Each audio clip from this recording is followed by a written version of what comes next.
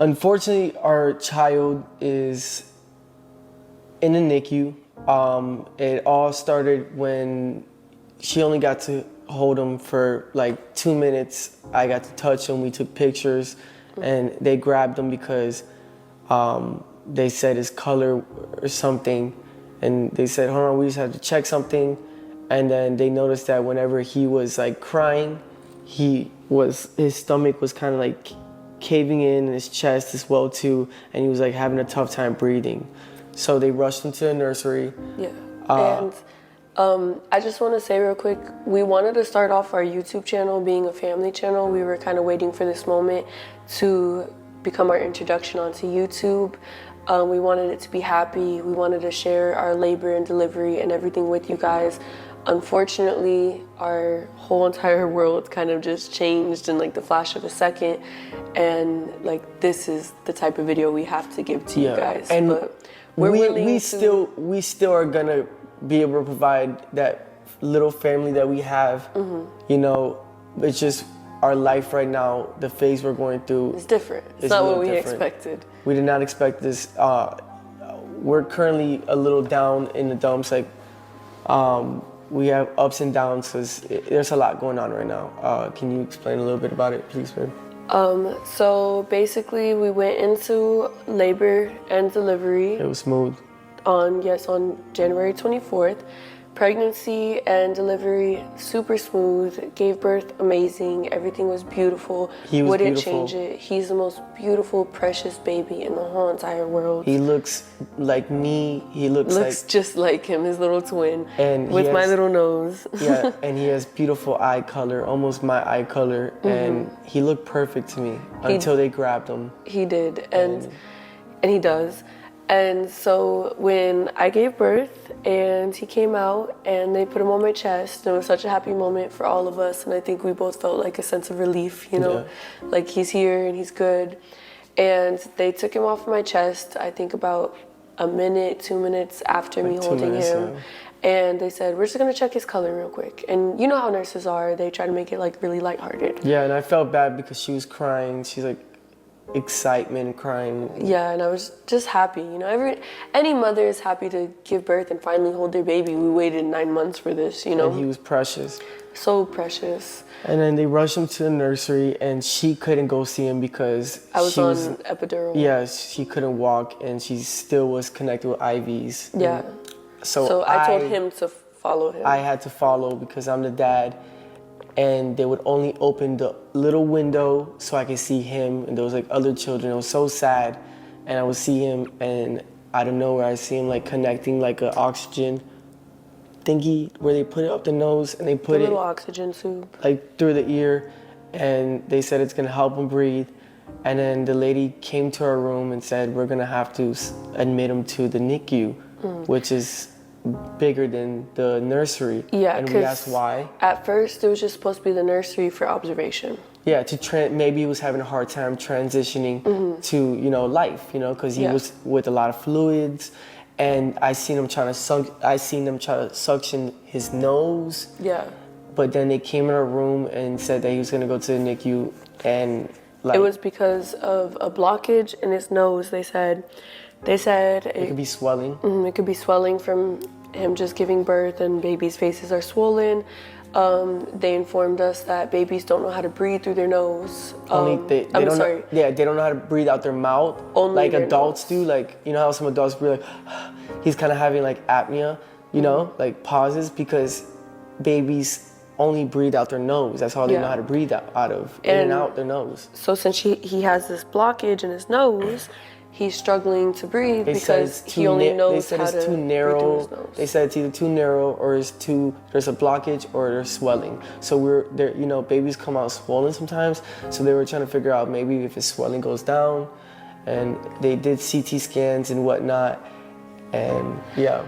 I think in our eyes, we were just hoping for the swelling to go down. Yeah. I know in my head, I was like, oh, he'll probably still come home with us, The swelling will go down tomorrow and he'll be good. And then, the next day comes. I remember I forced myself out of literally epidural legs. I couldn't feel them.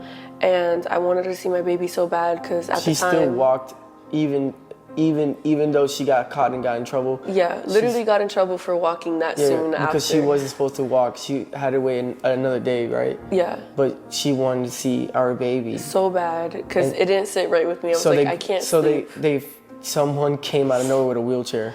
I was like, you need to sit in here. Yeah. Like, you're not... I wasn't even supposed to be transitioning from there to the NICU, but they settled and let us go in the wheelchair. Well, they brought the wheelchair to us in the NICU because we already, like, sneaked our way through. We sneaked our way in there, but... So we saw him, and, you know, they just told him that he's having a hard time breathing out his nose. They said that, you know, he, like, I don't know, he is... Did you know that Amazon has a $50 million fund that they have to pay out every month? And here's how you can get a cut of it. What's it called, baby? Platelets. Platelets kept decreasing. They were very low. Yeah. That night, they were low. They were at, was it a... 60? 60, yeah. They were at a 60 that night. Mind you, it's supposed to be 150. Yeah. So they were at a 60 that night, and then we went to sleep. It was the worst sleep I've ever gotten in my life. I only slept for... We couldn't even go to sleep. A few hours. I had such bad anxiety. My heart was racing. The whole night. The whole night. I had to sleep with him, like, in the little small bed, hospital bed, and I literally told him, like, sleep with me. Like, I couldn't even have him. We were, like, attached like this because we just felt like... We only had each other. We felt crazy. Yeah. And she was so hurt, and she kept asking, why me, why me, why me? Yeah. And all she could do was cry, and I had to, like, be there for her. It was a really, really, like, it was really, really bad. It's bad right now. Like, you guys have no idea. We did not expect this. We're going through... A lot.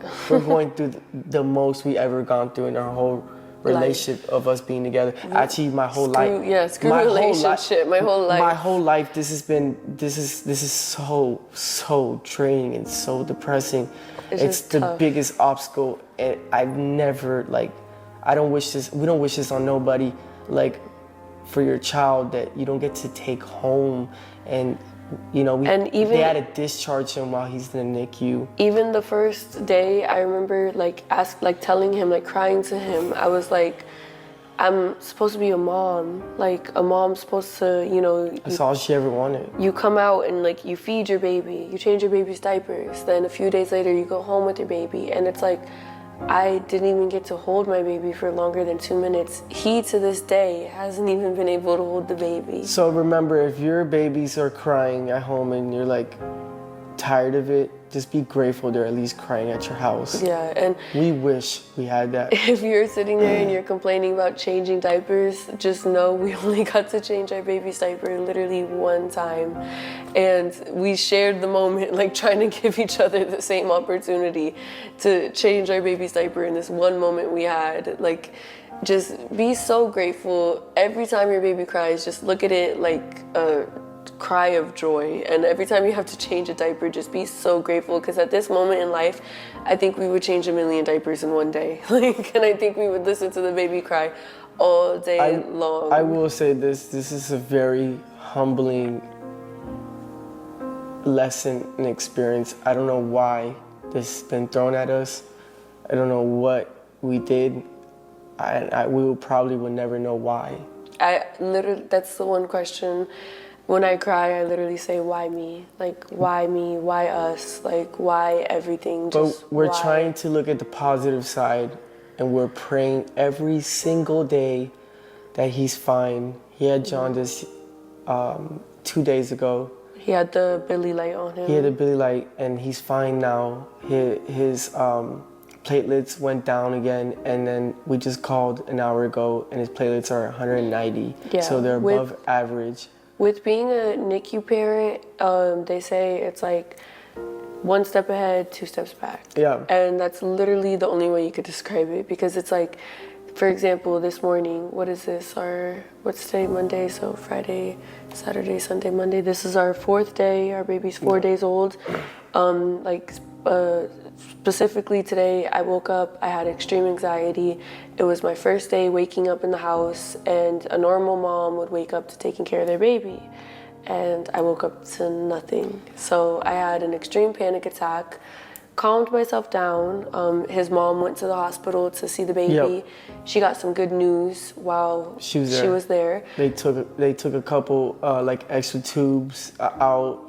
They actually took the top of the glass off, so now he's like in the regular, setting. And the Billy light came off. The Billy light came off. The jaundice was gone. Yeah, so we went to the hospital with excitement. Like we were happy. We were listening to music. We were just having like, a good time. And the thing is that we have a schedule. Every morning we go to NICU for a few hours because the doctors and nurse said you cannot drive yourself crazy and be here all day, because we were going to be there all day, every single day. Yeah, they said, I was prepared to stay the night there. They told us to everything. literally go home and take care of yourself. You need to. And there's a thing called NICU psychosis that you can go through, which I think we kind of experienced the first few days. We looked really rough going in there the first day. We looked crazy. The doctor wouldn't even look me in my eyes. How crazy she looked. She even looked at me, and I got tattoos all over. Yeah, but I was just going through it so much that I think she realized like I can't process anything. Yeah. She was just straight talking to him. Yeah, and guys, I have never thought and she never have thought in our lifetime we were gonna live as NICU parents right now. We are currently living that life right now. That's the obstacle that we're living right now. And we are just hoping and wishing for the best. Like, this fucking sucks. Yeah. So bad. You don't know how bad we want to take our little cute baby son boy And it's like home. You just go through so many ups and downs. Like I said, like I woke up with anxiety. His mom went there, relieved me. She got good news. We went there happy. Then it was like 4 hours at the hospital with him, just straight testing, straight putting him through stress. Scans. Then all of a sudden his platelets dropped all the way down to 8, and we're freaking the F out.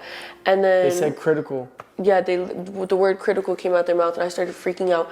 I literally started Googling. I was so drained, I just fell asleep, like sitting there in the couch with like a small little blanket. She had like a depressed nap. Yeah, and like that's the only thing I could do is just sleep it out. And then he woke me up. Like, he was almost like a dark cloud above her head. Yeah, he just woke me up. He goes, "Let's go home." And even please do not judge us for the time that we are home, because the doctors themselves said, do not spend your whole day in the NICU. We're the only parents that stay there the longest. Yeah, there's so many parents, and we don't judge them. But no. But we're not trying to judge anyone. Yeah, we do not judge anybody. But a lot of parents go in there for a few minutes, do checkups, and leave.